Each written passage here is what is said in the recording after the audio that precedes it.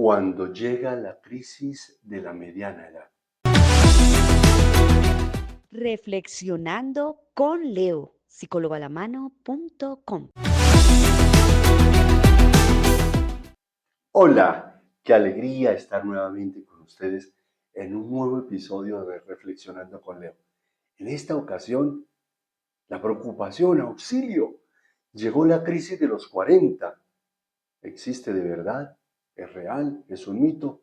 ¿Es solo de los varones? ¿También le sucede a las mujeres?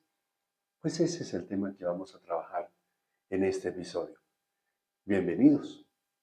Y vamos a comenzar recordando que fue en la década de 1960 cuando se acuñó este término y se empezó a hablar por diferentes estudios y teniendo en cuenta como ciertas realidades que se estaban presentando en el momento y las tomaron para generar en el estudio, empezaron a hablar de esta realidad, la crisis de la mediana edad, centrada normalmente en esta época, en esta década de los 40, entre los 40 y 50.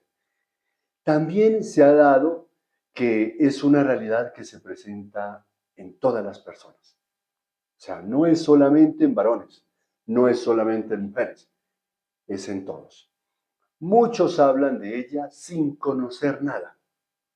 Y entonces, cuando no se conoce nada, terminamos hablando y atribuyéndole a las situaciones o a la famosa crisis de la mediana edad cosas que no son.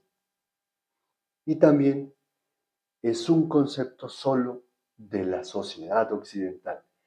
La sociedad oriental ve el paso de los años como una adquisición de sabiduría, pero en el hemisferio occidental se ve el paso de los años como lo peor.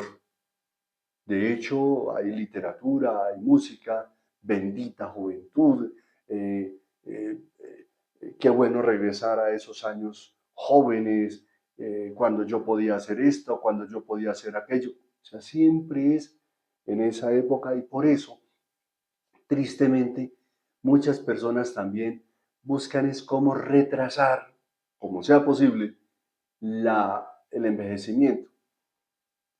La pregunta es, ¿qué se logra con eso? Bueno, eso será otras situaciones para reflexionar después.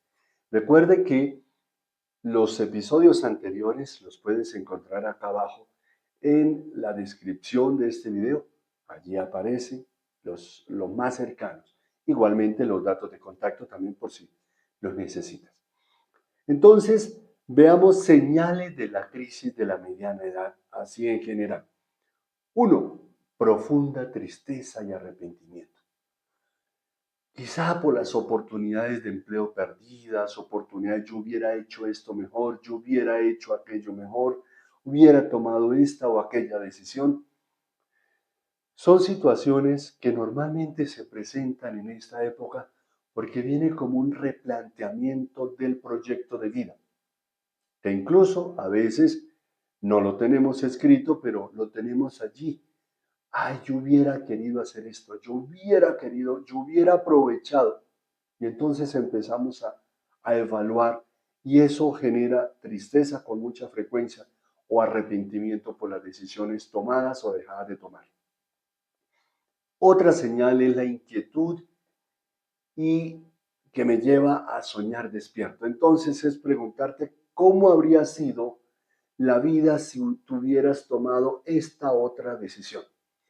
Si te hubieras casado con la otra persona, si hubieras decidido estudiar tal otra cosa, si te hubieras ido a vivir en tal otro lugar, ¿qué habría pasado? Sí, pero ya tengo esta realidad.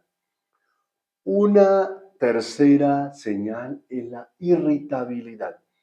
Sentir que las decisiones pasadas le han encasillado, se enoja con todos, no sabe en realidad por qué está enojado, por qué está enojada, pero está enojado. Pero el tema, se enoja con todos los de fuera, pero el tema es que el enojo es consigo mismo. Como le digo con mucha frecuencia a las personas en la terapia, el tema es que cogerse a bofetadas uno mismo no es buena idea, entonces es mejor bofetear al vecino. Pero quien debería recibir esos golpes sería uno mismo. precisamente porque fui yo quien tomó las decisiones. Otra señal es la nostalgia. No reconocer el hoy, quedarse pensando en cómo eran las cosas antes, con la familia, con los amigos, en la universidad, etcétera, etcétera, y todos los etcéteras posibles. Entonces, cuando yo empiezo y me quedo en ese pasado, no y evito de alguna forma vivir el presente y no vivo el presente y luego paso al futuro, del pasado paso a ese futuro sin vivir ese presente, ese futuro va a ser más difícil y más inquietante que el presente que no he querido vivir. Entonces, la nostalgia. Otra señal es el comportamiento impulsivo e indulgente. Compras impulsivas, excesos en comida, droga, alcohol, etc. Compras impulsivas porque a veces, ahora que tengo plata y ahora que puedo, porque trabajo, compro aquello que en mi niñez no tuve. Y empieza a comprar cosas que no necesita. O termina abusando en los excesos. Entonces, resulta que de niño hubo dificultades en la casa con el tema de la alimentación porque no había muchos recursos. Ahora que puedo voy a comer todo lo que quiero. Y después termina enfermo. A beber todo lo que quiera porque ya estoy grande y ya nadie me puede decir nada. Y después termina enfermo. A fumar, a consumir cualquier cosa. Entonces, a veces terminamos actuando como adolescentes en medio de esa realidad y queriendo solucionar, pero no tomamos las decisiones acertadas, sino que queremos vivir lo que no vivimos. Otra señal es los cambios en el deseo sexual. En algunos aumenta, en otras personas disminuye. Deseos de tener relaciones extramatrimoniales con personas más jóvenes como forma de huir del envejecimiento. Obviamente también aquí aparece el tema de la menopausia en la mujer que tiene todo una serie de cambios y no voy a ampliar el tema porque ya hay un episodio en mi canal, eh, lo pueden buscar sobre la menopausia, allí está si alguien lo quiere profundizar. Entonces también es todo este tema. Entonces aparecen infidelidades porque pues ya con la misma persona, de pronto con una persona más joven, etcétera. Todas esas situaciones también como manera de demostrar que todavía se puede y que también el envejecimiento está muy lejos. Otra señal es los cambios en su ambición. Por un lado, el deseo de ascensos o comprar propiedades, porque tengo que comprar la casa, tengo que comprar el apartamento, no podemos seguir en arriendo, etcétera, etcétera, el carro, etcétera. Pero por otro lado, el deseo de estar más liviano, porque también se le va encontrando un sentido, la reflexión del sentido de vida va apareciendo. Me doy cuenta que mi vida ha sido una carrera tras no sé qué, porque simplemente he ido corriendo, pero no sé hacia dónde. A veces paramos y empezamos a replantearnos. Entonces esa ambigüedad entre quiero tener, pero quiero no tener, también es una de las señales. Causa de la crisis de la mediana edad. Entonces vienen por una parte los cambios físicos, ya habíamos hablado, ver el envejecimiento como algo totalmente negativo, la glorificación de la juventud, bendita juventud, ojalá volviera la juventud, ojalá pudiéramos permanecer jóvenes siempre, etcétera, etcétera, y etcétera. La aparición de enfermedades que no habían aparecido en esa juventud. En la mujer aparece la menopausia y en los varones, por la disminución de la testosterona, aparece la andropausia también. Entonces son cambios físicos a los que se les huye de alguna manera. Pero también hay cambios en la familia, replanteamiento del papel como padres. He sido buen papá, he sido buena mamá. Aparece el nido vacío, entonces los niños, los hijos que ya han terminado su secundaria, sus estudios o la universidad y se van y se queda la pareja sola. cuidador de sus padres. Ya no están los hijos, entonces hay que cuidar a los papás que están viejitos. O el fallecimiento de los papás. Por la misma proceso, estamos hablando en un proceso normal de edad. O también aparece divorcio o viudez. Cambios en la familia. Divorcio, porque de pronto empezó a replantear y creyó que era mejor casarse con una persona más joven. O viudez, porque finalmente uno de los dos falleció y el sobreviviente tuvo que enfrentar la situación solo. Cambios en la profesión. A veces porque o ya se acostumbró y se siente estancado, se acostumbró a trabajar en la misma empresa donde ya lleva 20 años, o al contrario porque quiere experimentar nuevas cosas y toma decisiones diferentes, porque quiere impulsar la profesión, porque quiere estudiar algo, porque ahora sí quiere hacer lo que de pronto no pudo en esa parte profesional. Y también cambios en las finanzas.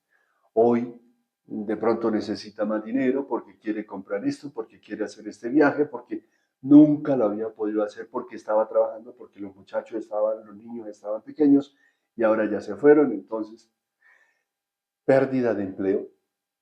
Con mucha frecuencia aparece la pérdida de empleo porque las empresas contratan personas más jóvenes, obviamente sacando a las personas que ya llevan más años allí. O también el estrés por la situación económica de sus hijos. Cuando un papá, cuando una mamá ve que uno de sus hijos está pasando necesidad, se apropia de ese problema y a veces asumen deudas que a su vez le van a generar más dificultades en medio de todo este caminar. Entonces, ¿qué hacer?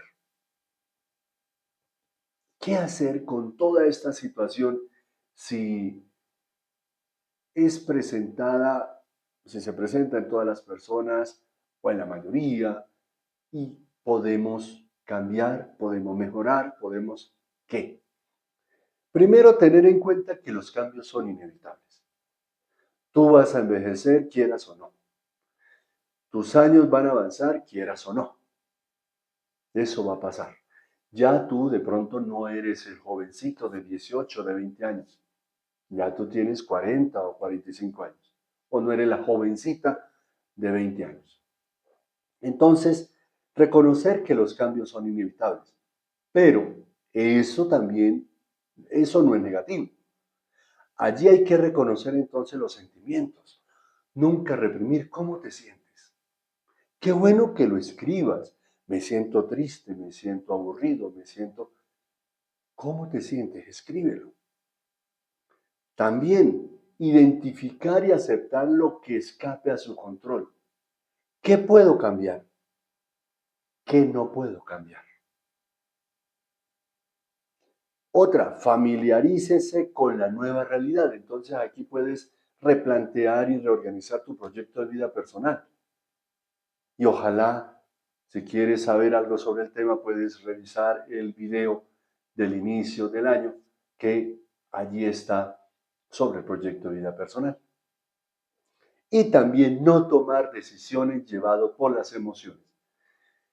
Siempre se sugiere que nunca se tomen decisiones con emociones fuertes, ni por rabia, ni por exceso de alegría, ni por... No, tengo que saber tomar las decisiones, porque una decisión tomada en medio de una emoción fuerte puede ser tomada de manera irresponsable. Entonces es importante, hay cosas que puedes hacer, hay cosas que puedes controlar y hay cosas que no puedes controlar. Actividad práctica. Entonces, como actividad práctica para esta semana, ¿cómo me siento? ¿Cómo te sientes? Escríbelo para que no lo olvides. Segunda, ¿cuáles son mis límites? ¿Cuáles son mis debilidades? Pero también cuáles son tus fortalezas. Escríbelas. ¿Cuáles son tus fortalezas? Si no sabes cuáles son tus fortalezas, le puedes preguntar a tus mejores amigos, oye, tú que me conoces bien, ¿Cuáles son mis fortalezas? Y 3, reorganizar tu proyecto de vida. Y eso sí es importante que lo escribas. Y para eso puedes ver el video, te lo voy a dejar acá. Por ahora, quiero agradecer a todos ustedes por esta compañía, por este caminar. Y recuerda que si quieres colaborarnos, lo puedes hacer de 4 maneras y gratis. Así este material puede ser recomendado a otras personas. Zuli Coco, suscríbete, deja un like, deja un comentario y comparte. Recuerda que cuando tú compartes, le estás diciendo a la otra persona cuánto le amas. Por ahora, muchas gracias a todos. Esperamos encontrarnos en un nuevo episodio de Reflexionando con Leo. ¡Felicidades!